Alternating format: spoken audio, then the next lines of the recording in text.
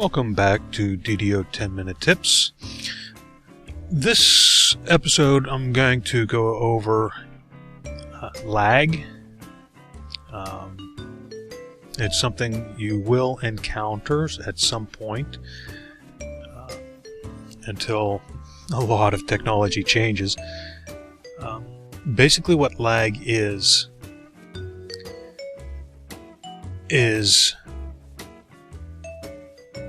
the loss of frames and loss of responsiveness in the game. It's something that's different than latency. Real quickly, latency is just the amount of time it takes for a request from your game client to reach the game servers and the response come back to your client. Latency doesn't always affect gameplay, as there are a lot of different things that are involved.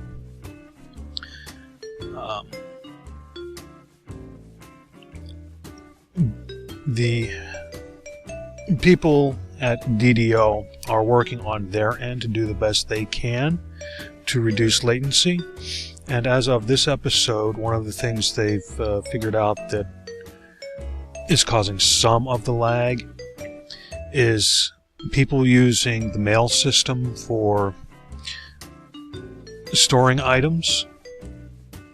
And basically, in other words,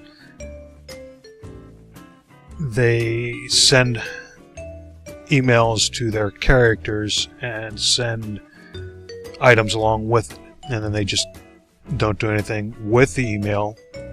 It just sits there. And in the latest edition of DDO Chronicles, it came out that some people have thousands of in-game emails sitting there with items attached. Every time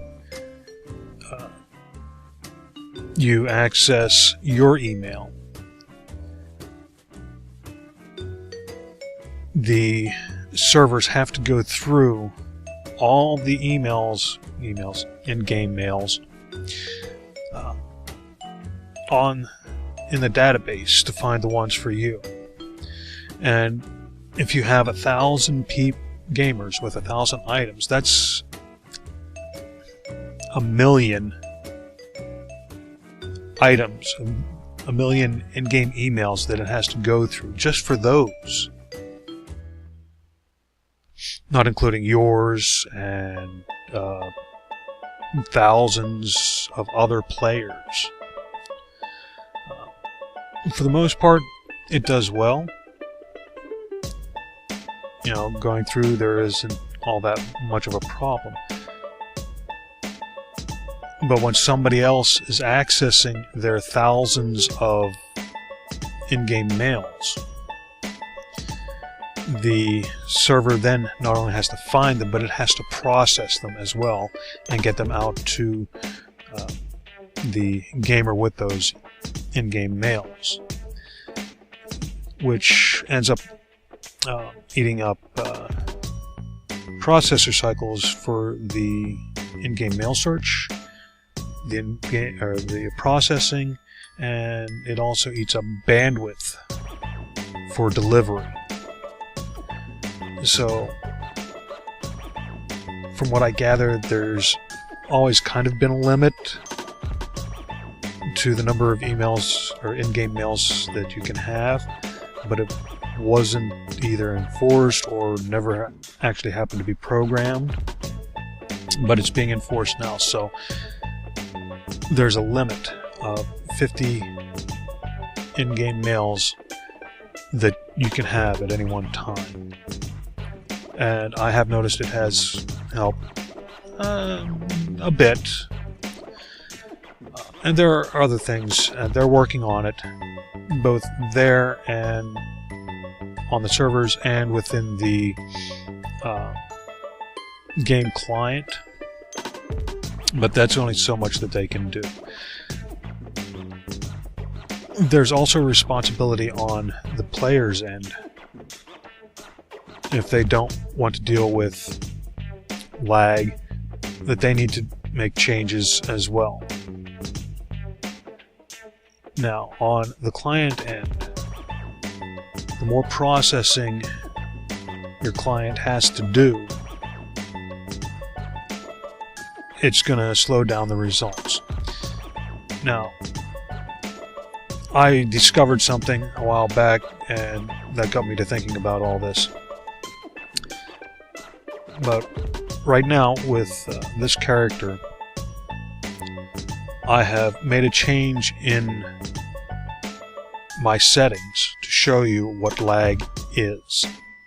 And hopefully we'll be able to see both kinds. There's one that's the stuttering kind, but then there's also something that's called rubber banding. Rubber banding is whenever you advance forward, but then all at once it snaps back to a previous point, and you have to go through that space again. Whether we'll get both or not, I don't know.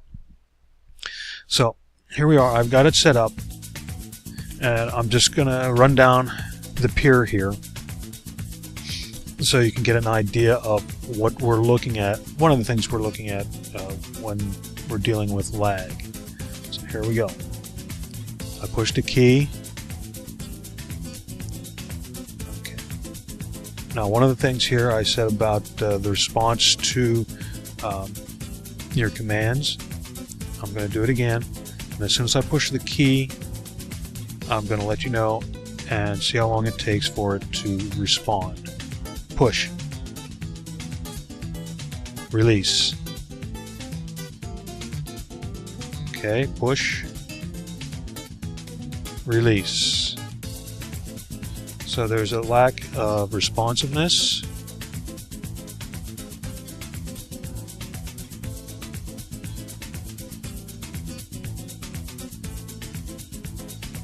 Okay, and there we go with dropped frames.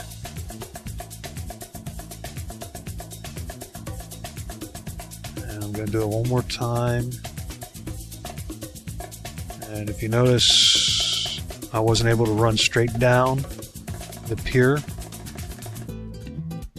because of the responsiveness.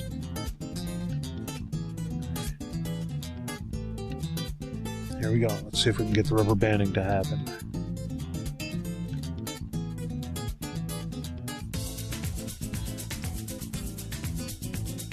Okay, we didn't get rubber banding. So anyway, it's not necessary. I just wanted to see if I could experience it so you know what I'm talking about. Alright, so I told you I set this up in the settings, and your settings can have a big effect on the lag on your particular setup. Okay, so we're going to hit escape and go into the options. And once again, the responsiveness is down, way down. Try it again. There we go. All right, we go into options. Okay, now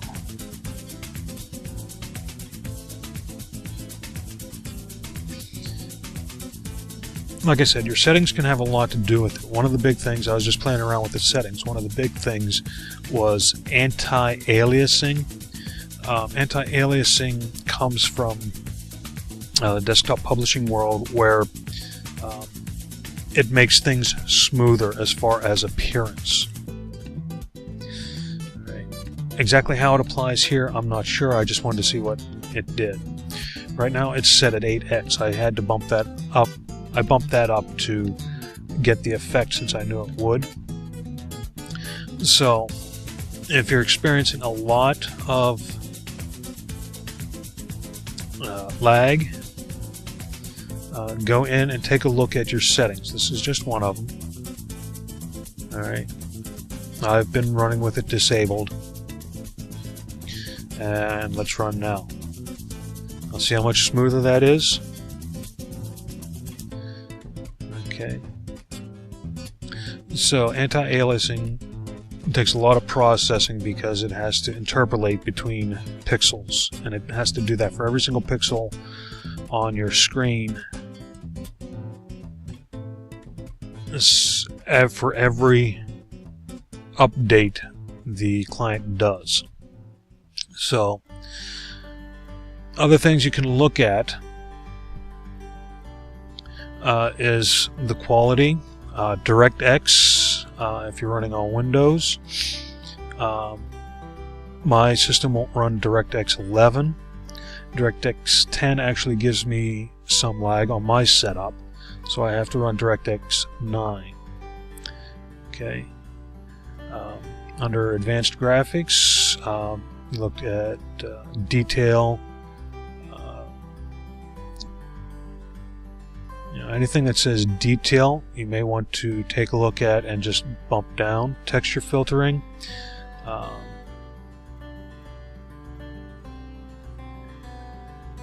Shadows, reflections.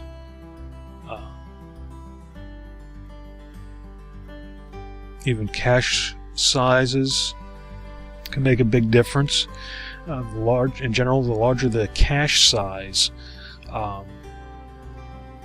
the less your game client has to access your disk drive, or search it out on your disk drive. So if you can make that larger, that will help, and things like that. So just be aware that that's what can happen, and we'll call it an episode. Till next time.